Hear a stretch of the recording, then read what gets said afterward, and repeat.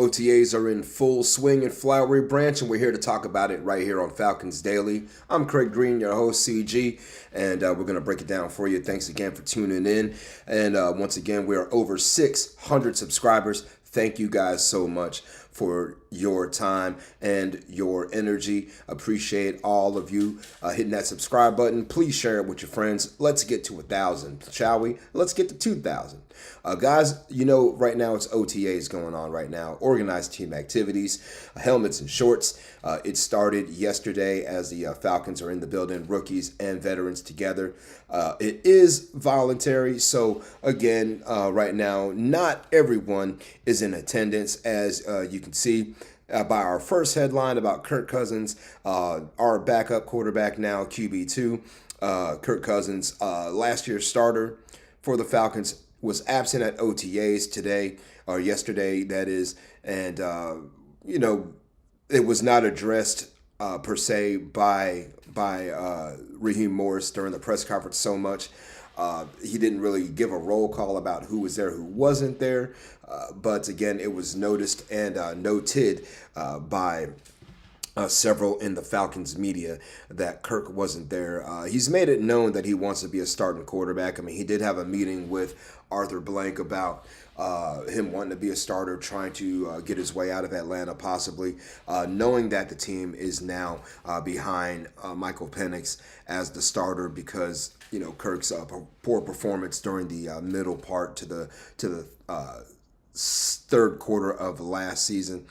And, you know, so him not being at OTAs, not really a surprise to me. Not a big deal really either, considering all the things that we laid out and all the factors. Again, he has been in the building during the offseason workout, so it's not like he's been a complete ghost.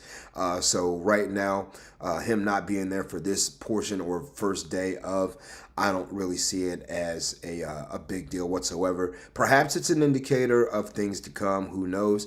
But right now, because it's day one and because he wasn't the only Falcon who wasn't in attendance for OTAs today, not really something that bothers me at this moment. But again, no Kirko, no problem. I think the Falcons are able to move on and you know, do fine without him, at least for these next few days. But again, Kirk does have a no trade clause, so the Falcons couldn't just up and move him to wherever they feel like doing it. He's going to want to be a starter in the league, and the Falcons are also going to want someone to take on part of his salary. But do you really, you know, think about it, guys, do you really want Kirk Cousins to move on from Atlanta? Because, you know, if something unfortunate were to happen to Michael Penix, think about who your backup quarterback is right now. It's Easton Stick. And, you know, no disrespect to Mr. Stick, but Kirk Cousins, much more accomplished quarterback in this league, has been there, done that. He's played at a championship level before. Doesn't have the ring to prove it, but Kirk Cousins is somebody who I'd feel much more confident on the field if something were to happen to QB1. But again, we talked about guys who aren't in the building for the Falcons on the first day of OTAs. I mean, yeah, Kirk Cousins is one of them. Also, Kyle Pitts wasn't there today as well. Ray McLeod wasn't in the building. Troy Anderson, Braylon Trice was there, but off to the side. Caleb McGarry wasn't there either today, or Morgan Fox. But again, these aren't indicators of a player's unhappiness with the team or anything like that. You know, guess who was in the building though today for the Falcons on their first day of OTAs? Ryan Newsel was out there today, despite the fact that he has not signed his tender right now. Ryan Newsel was still out there playing, and the Falcons, again, had no worries. I mean, I was the one who was worried to death about it.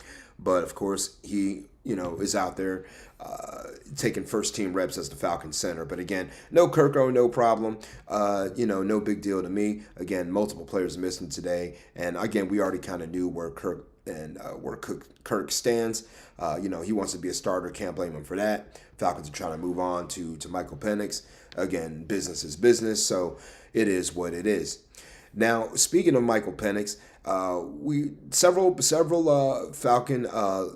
people with the organization were asked about Michael Penix's leadership, and we talked about yesterday leaders on the offense. Who are the leaders on this offense? And you know, you heard from Also, we heard from Jake Matthews yesterday. We also heard from Darnell Mooney yesterday, and you also heard from Raheem Morris himself, as well as Michael Penix, about what kind of leader that Penix can be.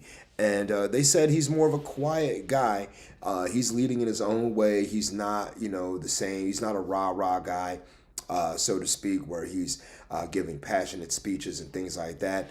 Penix said he's working on his growth as a leader by just making sure he spends time with his teammates off the field, on the field and off the field, doing things that they like to do.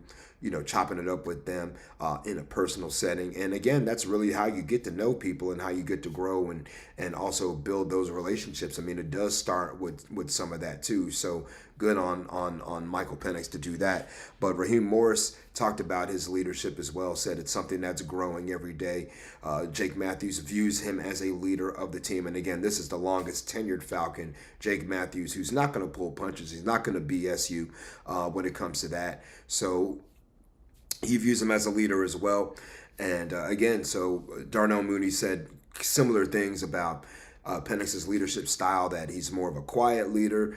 He does speak up. He will, talk to his guys, but at the same time, he is not that rah-rah, giving a passionate championship speech, let's win one for the Gipper type of leader. He's more of a, he just does it in his own way, and his leadership is going to hopefully grow over time. And we'll see, the best of Michael Penix, hopefully in 2025. Next, guys, we have another topic on my mind. And speaking of Raheem Morris and things that and growth and whatnot, Raheem Morris, this is his second year as Falcons head coach coming up. And he was asked about his own personal growth when he was speaking to the media yesterday. He was asked about things that he can do better in 2025, and Raheem Morris, really didn't pull any punches when he was looking at things that he thought that he could do better. He was talking about trying to identify, finding problems and fixing problems. That was his number one thing. He wanted to be able to identify issues and kind of squash them quickly, and then be able to right the ship and keep moving. So I think that was one of the the areas he said he wanted to be able to grow in. And there's actually an interesting quote from Raheem Morris about some of the growth that he wants to display for himself.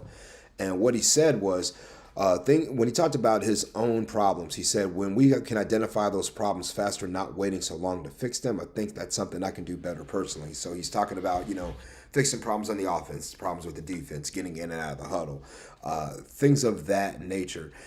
So those are things that he is talking about that he could himself do better in 2025. What do I think he could do better? Yeah, I think some of that as well. Decision making in the moment. Also, just again, like managing third downs, fourth downs, that's something I'm always kind of critical of. When to go for it, when not to go for it. What kind of defense to put on the field, in third and fourth down. Again, he's got his fingerprints all over the defense. I mean, him being a defensive guy. I know it's Coach Brick's defense, and it was Jimmy Leake's defense before that. But again, even Zach Robinson, who was on a podcast the other day, said, there is collaboration on offense, when to go for it on fourth down and when not to, but ultimately it's Raheem's call. So, he's making the same calls on defense as well. So I just think I want to see, from Ra in 2025, just again, maybe some better, quicker decision making, and, I really can't criticize the man too much. I mean, I really didn't have an issue with a lot of the things he tried to do, but, sometimes, again, when to go for it on fourth down, when not to go for it. When to call certain things, when not to call certain things, from that standpoint, for example, if it's 4th and 1, don't give me something, don't run an orbit play or something like that, give me power football, give me 25, Magnum TA right up the middle, something of that ilk, or, a quarterback sneak or something, just something simple and effective. It doesn't have to completely fool the defense, just whatever's going to get you across the finish line, let's do that, so I guess that's what I want to see Rod do better, just overall coaching game, really. I mean, I can't really pinpoint anything outside of decision making in critical moments. He can't control what the players do on the field, after decisions are made, but hopefully that is something that we can see some improvement on. They talked also, Raheem Morris talked about Braylon Trice today in the press conference. He was asked about Braylon's absence from the OTA workout part of things, and he's currently said that Braylon's off to the side and he's doing his own thing right now, working with the training, with the physical training staff or whatever. So the goal for Braylon right now is to be ready to go by training camp. So we're talking about maybe a month and a half. And if that's the goal for Braylon, then hey, right on target. If he's ready to go week 1, that's exactly what you want. So no issues with Braylon Trice getting back on the field too soon. Rather him take a little bit more time if he needs to, then come back early and then possibly re-aggravate something.